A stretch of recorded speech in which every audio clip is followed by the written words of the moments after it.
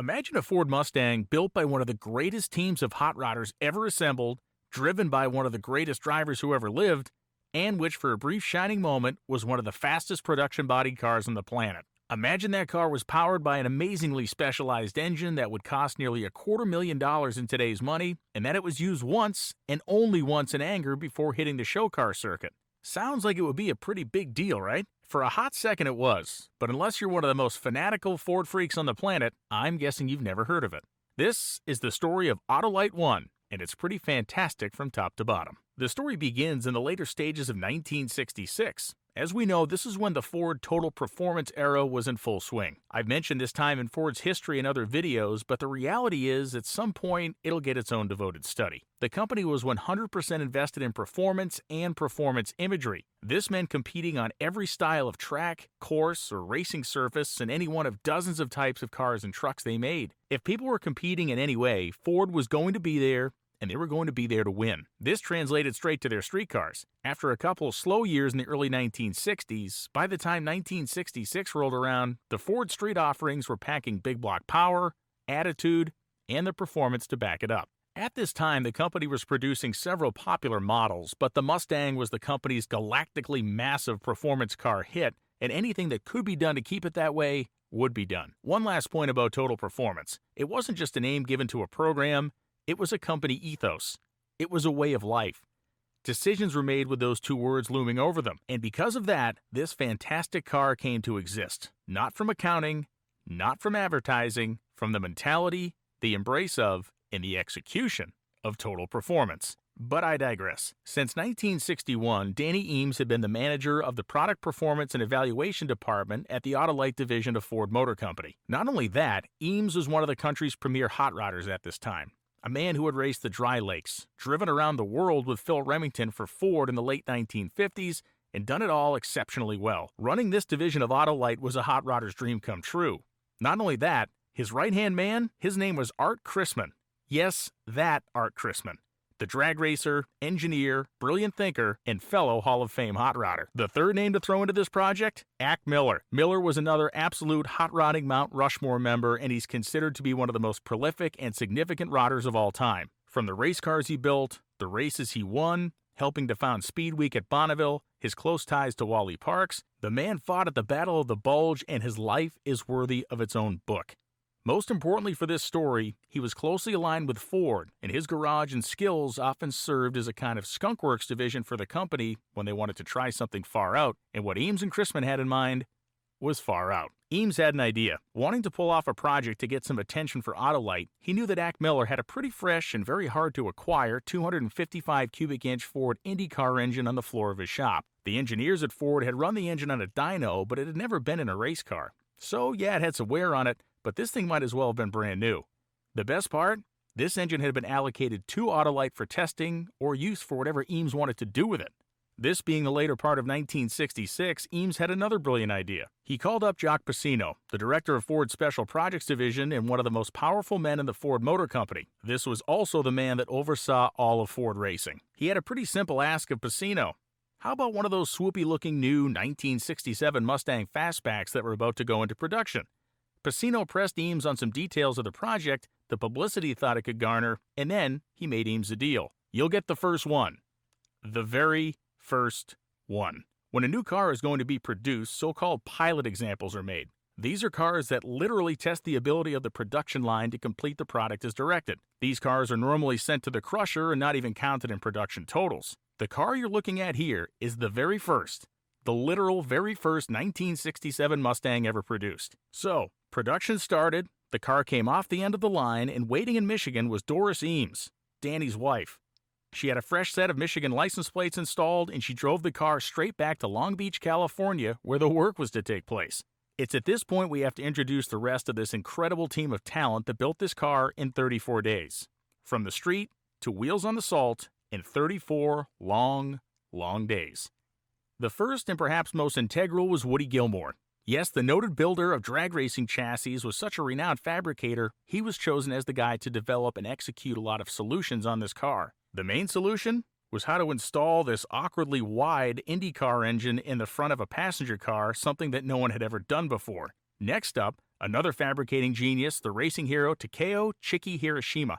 An Indy 500 god by the 1960s, he had been a riding mechanic for years. His engines had won in 1955, 56, 59, and 60, which was his greatest year. In 1960, not only was he the crew chief for the winner in the form of Jim Rathman, but he was also the engine builder for the runner-up Roger Ward. In 1964, Hiroshima went to work for Autolite in their racing division, and his immeasurable skills were called to the table here. Eddie Kuzma, another hero of the Indy 500, was brought in to apply his metal crafting abilities that we'll discuss shortly. And Doug Thorley, the master of headers, was called upon to make the incredible exhaust headers you've already seen in engine photos. And lastly, someone was going to have to paint this car, so we may as well stay at the top of the mountain of greats.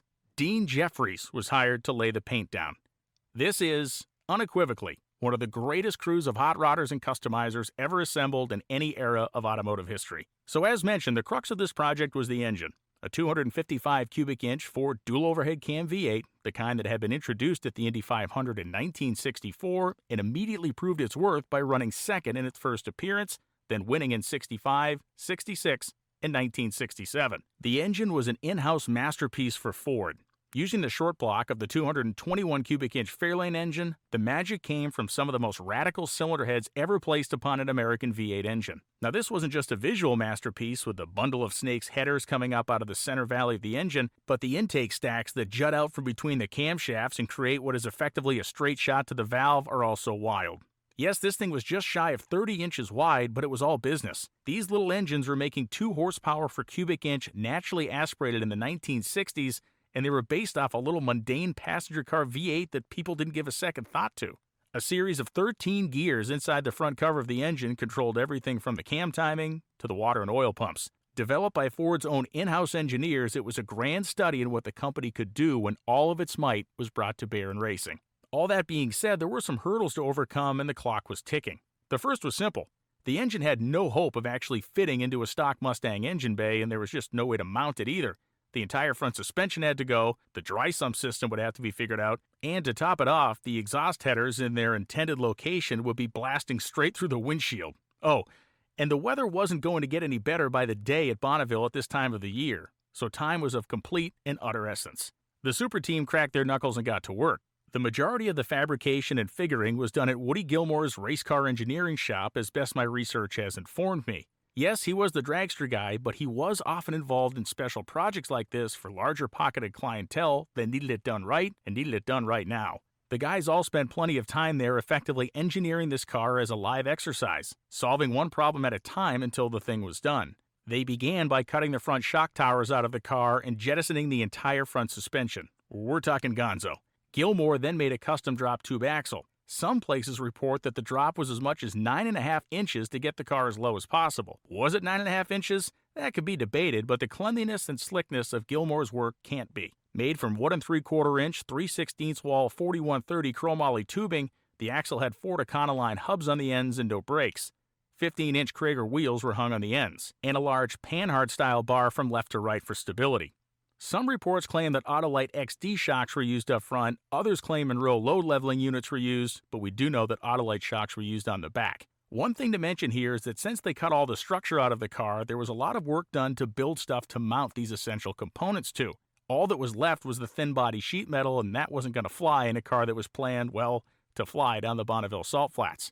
Reinforcing the existing structure was just as much work as fabricating some of the parts to actually mount the engine. Now, mounting that engine became another study in problem solving. This engine was never intended to be for passenger cars, and it didn't have pads or flanges for motor mounts like the ones needed to have in a typical car. This engine was basically meant to be bolted to a chassis by the front of the block, and the transmission in the back or transaxle would mount it in the rear. There are no great photos of the tubular structure that Gilmore and the boys crafted to make the engine fit, but it was complex and it sounds beautiful. The first part was made of 4130 chromoly of 1.25 inch diameter, and it bridged under the engine, bolting to the normal chassis holes of the factory motor mounts. The second was another tubular member that attached to that piece with flanges that picked up the engine's mounting points perfectly. The V8 was supported, the chassis was stiffened, and since the driver comfort wasn't any concern in this project, Every single vibration from that sucker was passed directly through the car. The engine being set moved the project along to the rest of the driveline. An explosion-proof bell housing was sourced from Wedge Engineering. Remember, this is a 9,000 RPM engine. Well, it didn't make a ton of horsepower as compared to, say, a dragster. At 9,000 RPM, if the Schiefer clutch failed, they would be big trouble. So that was a safety unit added to the project. A Ford top-loader 4-speed was bolted up next, and the drive shaft was attached to a 350 geared rear end, which had heavy-duty drum brakes. A 12-foot diameter parachute was also employed as part of the stopping program, and it was activated by a pull ring on the dash. High-value fabricators and mechanical geniuses like Chiki Hiroshima and Eddie Kuzma came into play next. Hiroshima took on the project of mounting and plumbing the Lotus race car radiator into the Mustang, and Kuzma crafted two 8 to 10 gallon tanks and their mounts, which would be inside the car. These would be for the fuel and oil tanks. As the car was a dry sump program, the radiator would also serve as an oil cooler, and we'll talk about that problem in a few minutes. The two men would also work on making all the associated plumbing happen as well. The engine could consume some 1 gallon of fuel per mile at full throttle, so they went big on the tanks to prevent the embarrassment of running out of fuel. As all this was happening, the car's headlights were knocked out and replaced with air ducting, which led to some beautifully crafted covers that sat over the injector stacks of the engine and created a forced kind of ram air program to feed the motor its speed. Simultaneously, Gilmore was crafting a really nicely fitting 6-point roll bar that you can see in some of the interior photos of the car. It was done to show car specifications because, after all, this was going to be a show car and it was going to travel the nation after they were done with it. The last problem to solve landed squarely on one man's shoulders, and that man's name was Doug Thorley.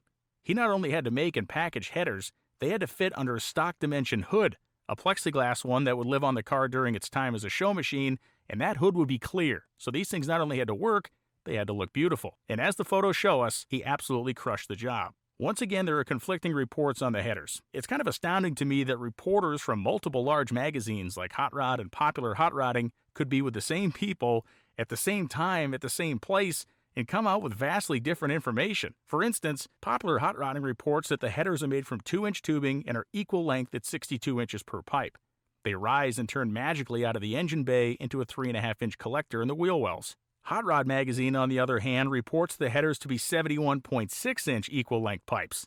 Length be darned, these are a masterwork, and they show off Thorley's skills to make the seemingly impossible happen. Engine mounted, headers made, cage installed. There was one last thing, and that was paint and bodywork. Dean Jeffries got the car to paint and letter. He was also given license to make 2 changes to the body. Per the production class rules at Bonneville, the windshield wipers and door handles could be removed. Following that work, the next step was color. Jeffries chose a royal blue with silver mist mixed in, and it looks fantastic in color photos, as well in black and white. While the car was being built, Danny Eames called a personal friend for a favor, Mario Andretti. The two had been close for a long time, and Eames needed this thing to have maximum possible media impact.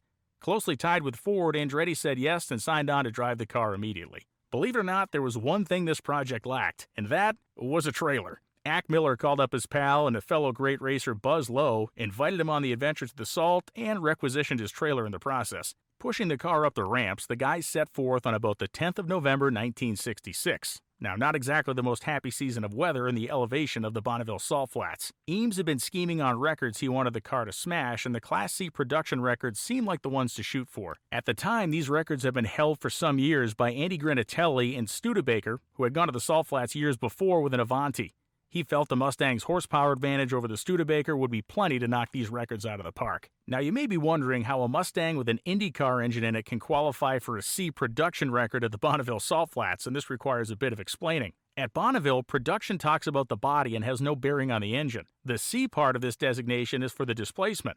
Now, at this time, it's 255 cubic inches for the IndyCar engine. So in reality, they were running on a record for a stock-bodied car, not necessarily one that had a stock production engine. Arriving on the Salt, the group was greeted by something that even the best of them was fearful they could not overcome, and that was the cold.